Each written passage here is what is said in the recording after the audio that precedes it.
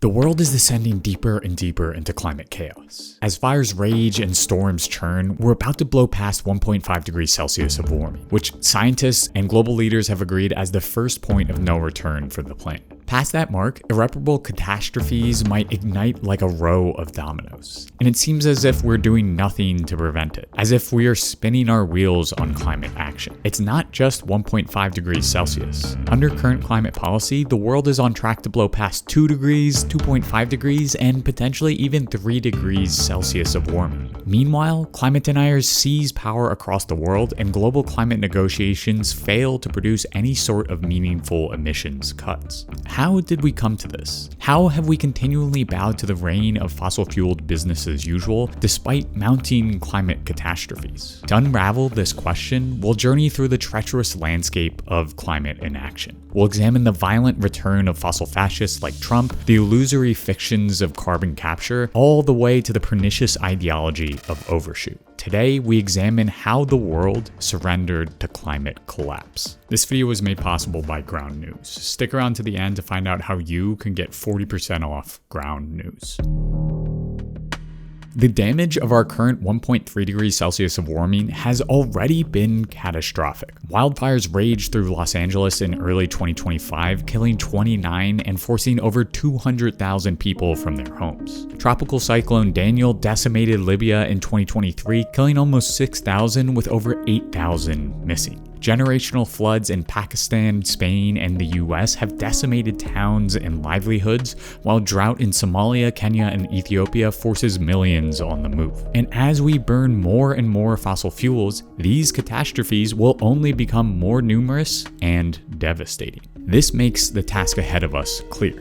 To avoid even more death and planetary destruction, we need to cut emissions to zero, which ultimately means confronting and dismantling fossil fuel production. In other words, any true climate action must eventually ban fossil fuel exploration, extraction, and production. One study found that to stay below 1.5 degrees Celsius of warming, 89% of coal, 58% of oil, and 56% of gas reserves must be left in the ground by 2050. Ending fossil fuel production is not a radical agenda. Instead, it's one based on life, especially considering that 1 in 5 deaths are caused by air pollution from burning fossil fuels. Yet, despite the death toll and the immense body of climate science detailing the need to rapidly eliminate emissions, the dismantling of the fossil fuel industry is nowhere in sight. Indeed, the world, especially the imperial core, seems to be doing the exact opposite.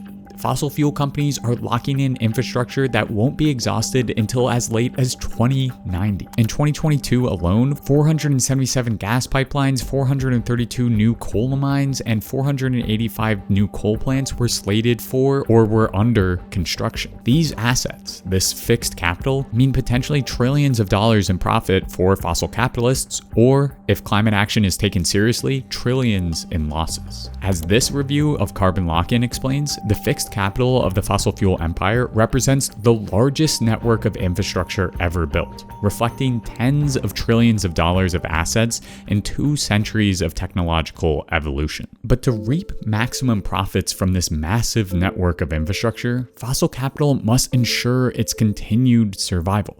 They must relentlessly guard and prolong the lifespan of their assets. Enter Trump and the fossil fascist far right. President Trump created the National Energy Dominance Council. It's going to accelerate domestic oil and gas production in America. As I explained in this video, fossil capital has long protected itself by throwing its power and cash flows behind fascist figureheads eager to ensure business as usual. This is exactly what's happened with Trump's return to power. Fossil capitalists poured money into his campaign, and in exchange, Trump has already cut down barriers to and bolstered the flow of oil and gas. During his first few months in the White House, Trump placed oil executives and climate deniers to head the Department of Interior. He wants us to drill, baby, drill, and we're going to do that. And energy. He cut down regulations for fossil fuels and has hacked at renewable and electrification subsidies. Essentially, while he scapegoats immigrants and people of color for America's problems, he's letting fossil capital set fire to the planet. And we're seeing this outside of the US as well, with the rise of Germany's far-right party, AfD, and Sweden's far-right party, among many others. Trump and his fossil fascist counterparts across the globe mark a new low in the descent into climate chaos and the consolidation of power in the hands of fossil capitalists. But the problem is that the current capitalist alternative to fossil fascism has also worked hand in hand to facilitate business as usual. Perhaps in a far less obvious way, liberal capitalist figureheads like Biden or Macron have spearheaded a response to global warming that has meant decades of inaction and the continued accumulation of power and profits in the hands of fossil capitalists. And key to the false action of these liberal leaders is the idea of climate overshoot. While Trump hands the reins of power to fossil capital, the other option capitalism presents us with, exemplified in Biden or even the German Green Party, seems to be doing the necessary climate work. They're hosting climate summits and making net zero pledges. But as we'll soon see, these leaders are just paying lip service to action while acquiescing to business as usual, to the relentless drive of fossil capitalism. The Biden administration, for example, oversaw a massive expansion of oil drilling on public lands, a fossil fuel buildout that outpaced even Trump's first presidential term. During his presidency, Biden expedited pipeline construction and facilitated record U.S. oil production. And as a result, under his administration, the U.S. retook its place as the global leading exporter of liquefied natural gas. In short, Biden, while championing his administration's environmental purity, was avoiding, confronting, and indeed at times aiding fossil capitalists. We even saw this in Germany, as its Green Party approved the destruction of the hamlet of Lützerath to expand a lignite coal mine. And in 2022, the Green Party's economy minister was elated after securing a 15-year liquid natural gas deal with Qatar, explaining 15 years is great. And then goes on to say, I wouldn't have anything against 20-year or even longer contracts. In short, liberal capitalist governments, while establishing some renewable and clean energy initiatives, are in reality overseeing the continued expansion of fossil fuel infrastructure and locking in decades more emissions. Liberal governments are avoiding the one solution that will actually lessen the blow of climate chaos, directly confronting and dismantling fossil fuel production. But how could this be? These capitalist liberals are supposed to be climate warriors, right? Aren't they supposed to be overseeing the renewable energy transition they've claimed so many times is on the horizon? The key piece to this contradiction, this doublethink, this failure of the Paris Agreement, the failure to contain global heating to 1.5 degrees Celsius, is the mythical promise of Overshoot, an insidious tool of capitalist climate governments that allows world leaders to set goals and claim climate action while actually acquiescing to business as usual. But what is Overshoot? The co-author of the book Overshoot, Andreas Malm, explains in an interview with The Breakdown. So the idea of overshoot is basically that you can set a limit to global warming, and you can respect that limit by exceeding it and then returning to it. Essentially, Overshoot claims that the world can hurtle past 1.5 degrees Celsius of warming, hit some determined peak of warming, and then in the future, when technologies are more developed and cheaper, use carbon capture to draw down emissions from the atmosphere, bringing global temperatures back below 1.5 degrees Celsius. Reading between the lines, this allows global leaders to do nothing right now. It allows them to claim that they are working to address climate change without having to directly confront fossil capital and destroy the immense profits born out of fossil fuel production. Unfortunately, Overshoot has become institutionalized as the path forward. Most climate models and climate pledges are steeped in this Overshoot ideology. According to Andreas Malm and Wim Carton in Overshoot, out of the 578 scenarios included in the Intergovernmental Panel on Climate Change's special report on 1.5 degrees Celsius of warming, 568 included some amount of overshoot. So just 10 scenarios did not rely on some future scaling up of carbon removal to save us from disaster. And the epicenter of this destructive overshoot ideology has been the annual Conference of Parties, more commonly known as COP. A yearly climate summit where fossil fuel barons can claim that 1.5 degrees Celsius is still the goal while they lock in more and more oil and gas infrastructure. And send a clear signal that keeps 1.5 within reach. These conferences have come to reveal the pageantry that is liberal capitalist climate action. Lacking any sort of binding legislation or contracts, the yearly COPs have become theater for world leaders to claim that they're doing the work. As Malm and Carton argue, the annual summits became occasions for the incantation of optimism about a win-win low-carbon transition already underway. What mattered is not what anyone did, but what these leaders appeared to be doing as seen from the audience floor. Overshoot has become an insidiously magical and effective tool for the capitalist elite. It allows for the contradiction of claiming that 1.5 degrees is the goal while doing the opposite, leaving climate actions for future generations and allowing for the continued scaling up of fossil fuel infrastructure. But why exactly is Overshoot bad? If we can capture carbon from the atmosphere in the future, why should we be worried right now?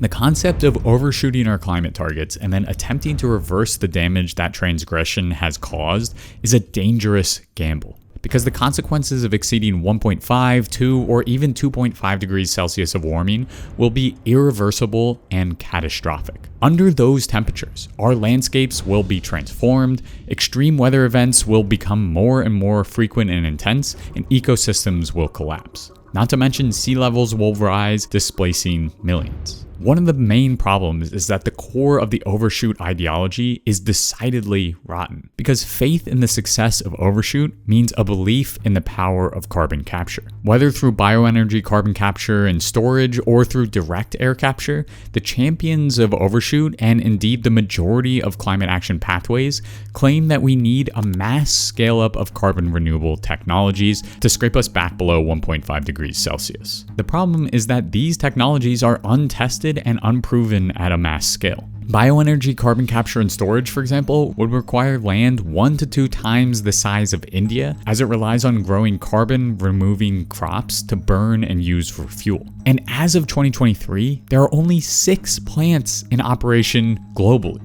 Meanwhile, directly capturing carbon out of the air at a mass scale is essentially a pipe dream. While there are a few operational plants, they are just that, few and relatively ineffective. The current very optimistic rollout of direct carbon capture by 2030, which includes all projects still in the concept stage, still falls short of the 2050 net zero energy goal according to the International Energy Agency. What's even more concerning is that these technologies currently represent less than 0.1% of all carbon removed from the atmosphere. Think about it this way. If we're already struggling to scale up renewables at a rapid pace, why on earth should we expect to do so with carbon removal, whose technologies are even more in a state of infancy? And to be clear, we would need a massive scale up of carbon capture technology. This paper estimates that up to 400 gigatons of carbon dioxide would need to be removed from the atmosphere by 2100 to limit warming to 1.5 degrees Celsius. In emissions terms, that is the equivalent to running the US energy industry in reverse for around 80 years. These carbon capture technologies should be focused on eliminating and quickly abating any lingering sectors that we're still trying to decarbonize, not occupied with the emissions of business as usual and comparably easy sectors to switch to zero carbon. Essentially, Overshoot leans heavily on the fabrication of carbon capture.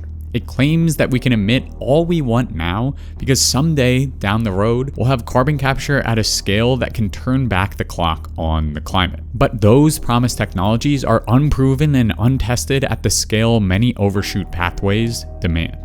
Even if carbon capture technologies did work at the scale we needed them to, shooting past 1.5 degrees Celsius of warming will cause innumerable climate catastrophes while we wait for mass carbon capture deployment. Once we breach 1.5 degrees of warming and head towards 2 degrees, we increase the likelihood of irreversible tipping points. As Malm explains in an interview with The Breakdown, so there's a cluster of these tipping points between 1.5 and 2 degrees. That's when the melting of the Greenland ice sheet becomes irreversible, which means 7 meters of sea level rise. Same with the West Antarctic ice sheet, same with the potential collapse of the Amazon into a savanna and the melting of the permafrost and all of this stuff. So overshooting 1.5 degrees Celsius would mean the permanent death of coral reefs, the Amazon potentially turning into savanna, the complete meltdown of the Greenland and West Antarctic ice sheet, and the melting of boreal permafrost.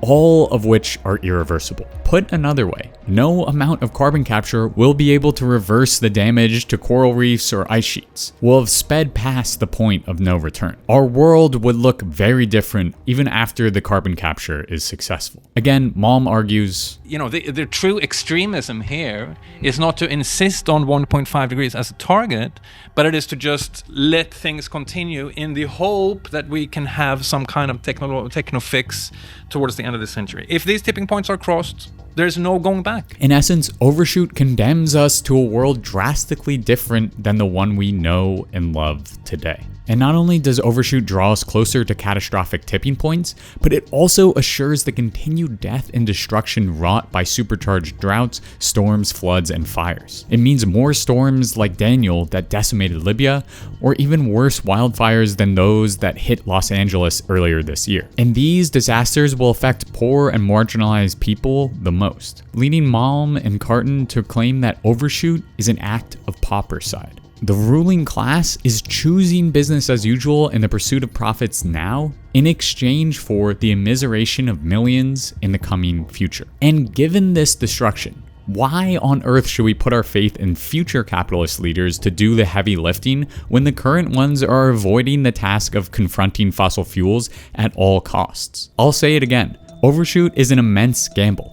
One that ensures the deaths of millions and a cascade of tipping points in the hopes that untested technologies will someday save us. Overshoot exploits future generations so that the current ruling class may profit. Plain and simple. Malm and Carton compare it to hosting a massive party in which you let the guests set the roof on fire, flood the basement, and spoil the garden, only to then move out and leave the repair bill on the table for your children and grandchildren to take care of. And the longer we wait to confront fossil capital, to dismantle fossil fuel production, the deeper ingrained that production will become in our economy. Infrastructure, profits, and emissions will grow, making it even more difficult for future generations to scrape back below 1.5 degrees Celsius of warming. So Overshoot is not the answer, nor is fossil fascism. The only way to avoid tipping points and prevent climate change is to directly confront fossil capital, to end fossil fuel use altogether. In 2022, leftist leader Gustavo Petro ascended to the Colombian presidency on a wave of mass democratic support. This was a moment in environmental history, because Petro, despite his name, was an unabashed climate warrior. Unlike the false promises of Biden or the German Green Party, Petro seems genuinely committed to cutting emissions. With a democratic mandate behind him, Petro announced and set in motion the phase-out of all fossil fuel production in Colombia. Petro is doing what no other state leader is doing. He is actually confronting fossil capital head-on and banning fossil fuels. Colombia is now a case study on state-led climate action, one that doesn't just scale up renewables, but also bans and dismantles fossil fuel production. Because the solution to climate change is quite simple. We must end the fossil fuel industry, which at its core means stranding billions, if not trillions of dollars in fossil fuel pipelines, rigs, mines, tankers, and so much more. This is an economy-shattering and revolutionary task in a world where so much is reliant on fossil fuels. Indeed, this paper estimates that stranding fossil fuel assets to meet 1.8 or 1.5 degrees Celsius of warming would mean a $13 to $17 trillion loss for oil and gas producers. The authors then write, this implies a strong incentive for fossil fuel producers to continue resisting climate stabilization, which is why we're seeing the combination of Overshoot ideology and fossil fascism burst into climate politics in the 21st century. And when you consider that the biggest banks are heavily invested in fossil fuel companies, while everything from plastics to food production runs on oil and gas extraction, the dismantling of the fossil fuel industry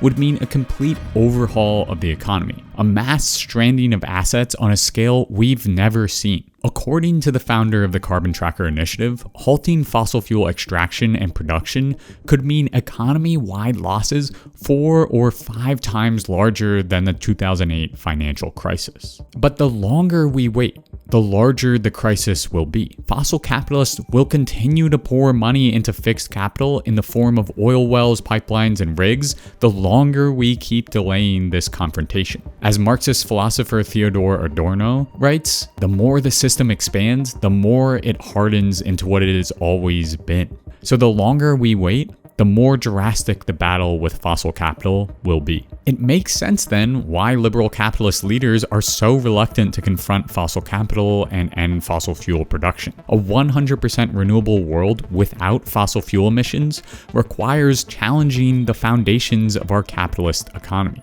It means an escape from profit and capitalism, which is based heavily on fossil fuels. Overshoot allows leaders to ignore that challenge for now. The ruling classes can conveniently kick the can down the road to later generations. But this confrontation must happen eventually, and hopefully soon. Otherwise, the world will continue to heat up and descend further into climate chaos. A 100% renewable world without fossil fuels is possible. We just have to have the courage and organization to challenge capitalism and dismantle the fossil fuel empire. But right now, that fossil fuel empire is gaining steam, especially in the United States, where Trump has taken power once again and is attempting to rip down environmental policy left and right. It feels like every day there's a new executive action striking down ecological regulations, firing EPA workers, or censoring climate science. And then the next day, the motion is blocked in the courts. Like in the case of the USDA restoring climate change related pages to their website after a lawsuit. Under Trump, and in this age of misinformation and media bias, it can be hard to actually know what's going on, especially with climate policy. Which is why I've been using this video's sponsor, Ground News, to peer past the curtain of media bias and stay up to date with Trump's anti-environmental agenda.